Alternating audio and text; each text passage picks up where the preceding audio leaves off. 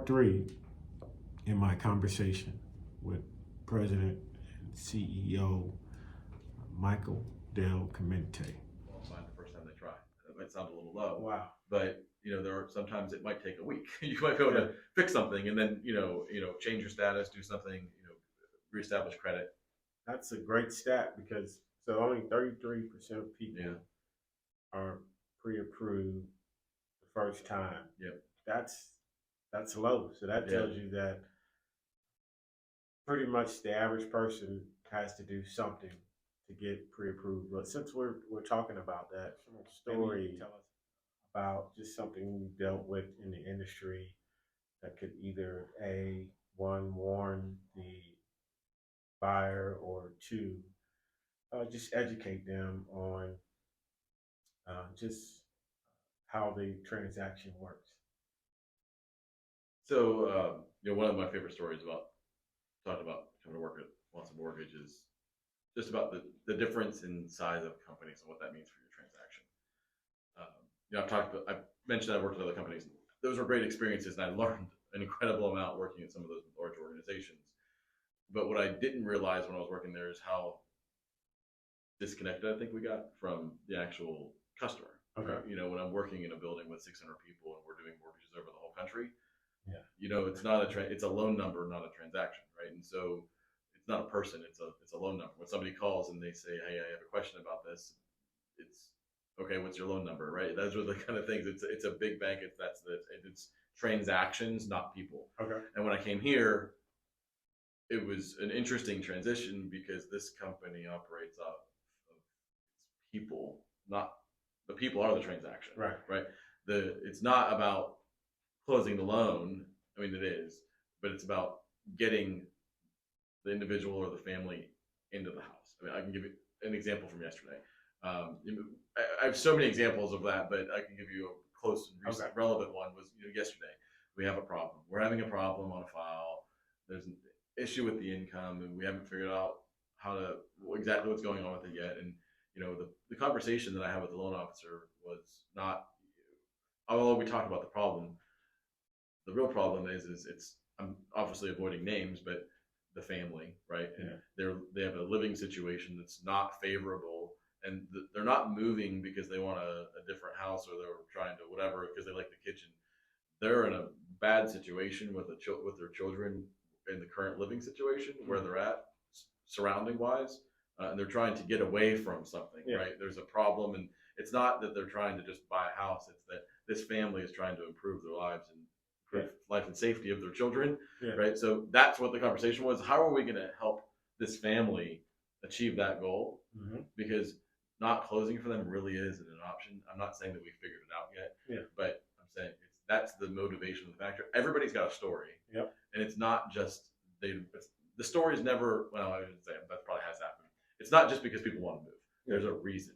They have family, maybe another child. They ran out of bedrooms, downsizing because the kids are out, gone from college, right? I mean, there's tons of whys.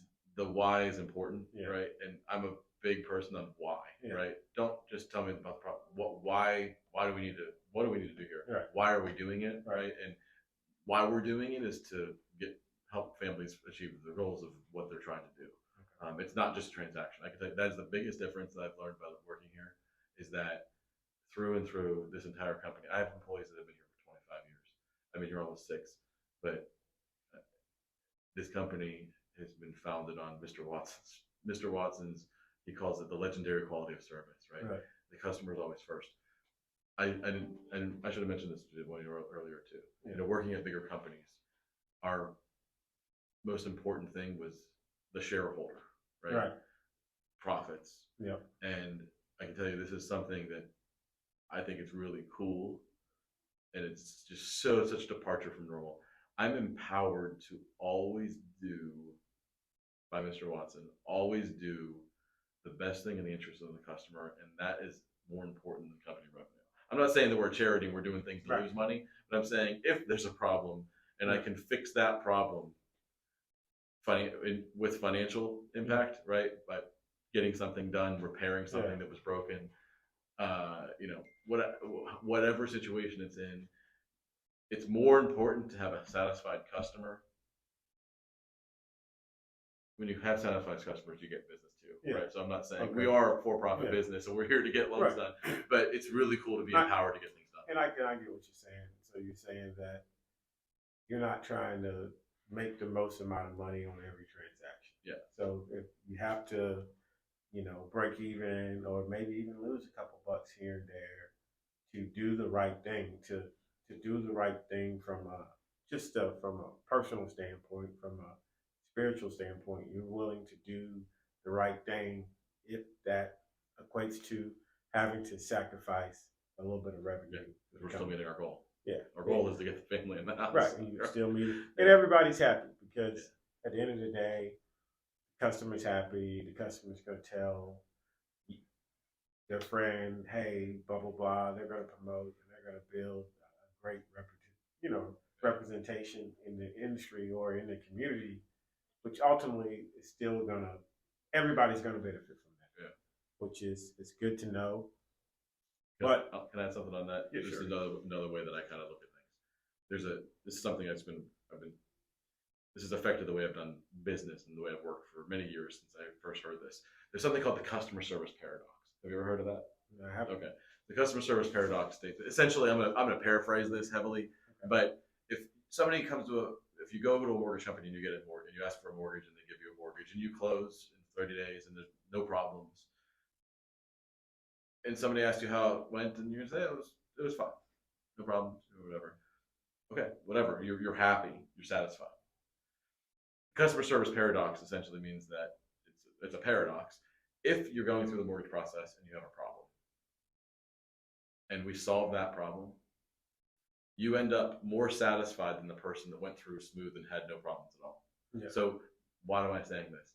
It's how we respond to problems that really creates the customer service. Okay. And we do everything we can to avoid and preempt and get around problems before you know they exist. But I'm not being in this industry, there are problems. Yeah. Inspections fail, things come up. Yeah. Sometimes there's termites in the house. That's got to be fixed before we close. Sometimes the roof isn't new enough. Problems happen, and the difference is how we respond to those problems. To resolve them that's our differentiator. Okay, that's great to know. Yeah. But I want to ask you one last question, and this is not pertaining to mortgages, but this is pertaining to Mike as the person. I know people know you as president or COO, but we want to know a little bit about Mike, the real guy. What is Mike love to do, or something that you enjoy doing outside of when you're not being president? Maybe when you're being at home, what you enjoy doing. So I have 2 young children right now, so that's a lot of my time revolves around that. So we have a 4 and 6-year-old right now, and so that keeps us busy. Soccer games, things like that. Yep. I golf. I'm a car enthusiast, but it doesn't matter. I just like to take care of my vehicles, detailing, golfing, home improvement's probably if I'm going to say I have a hobby, if you can call that a hobby. Okay. Woodworking. I have a lot of different. I have a hands on a lot of different things, but I like to create things, right? Okay. So I like to fix things. I like to, if something's broken, I like to repair it, right? I like tangible results, and I don't get that from my day-to-day job, right? Okay. Getting people in a house, I'm not seeing that happen, right? That's not tangible to me. I like to make things. I like to, make cutting boards. Right? That's probably something like that. So I'm all over the place, but there's a lot of things. Well, that's awesome. All right, well, first I want to thank you for just taking the time out, coming on the channel, and I look forward to maybe having you back soon. But hey, please hit like or subscribe to the channel, please. I appreciate your support, and we're going to continue to bring you more and more great videos with just great influencers to our industry that is really helping push the culture forward when it comes to mortgage, whether it's from a education standpoint or even a tech standpoint. But Michael, we just thank you. And until next time, YouTube, y'all stay on the up and